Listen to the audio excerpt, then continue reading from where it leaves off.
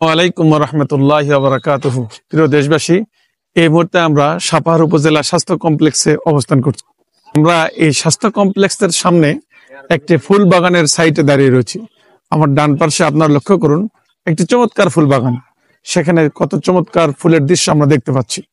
এই ফুল বাগানে ব্যাপারে বিশ্ব নবী সাল্লাল্লাহু আলাইহি সাল্লাম একটি হাদিস বলেছেন যে তোমরা যদি 2 টাকা ইনকাম করো, আর্ন করো, তাহলে 1 টাকার ফুল কিনবে।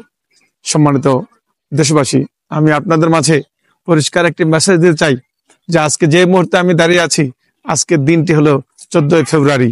এই 14 ফেব্রুয়ারি ফুলকে নিয়ে যে নগ্নতা, বেহায়াপনা, বেলাল্লাপনার একটা প্রচারণা চলছে, এই ফুল দিয়ে এই প্রচারণার মাধ্যমে তারা জেনা করার একটা সুপরিকল্পনা করে।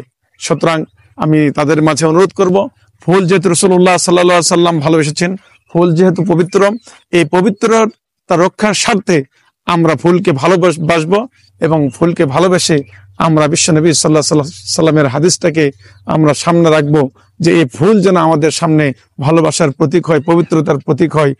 এটাই আমরা এইভাবেই নিব। সেজন্য সকলকে আমি অনুরোধ করব, এই ফুলের অব্যবহার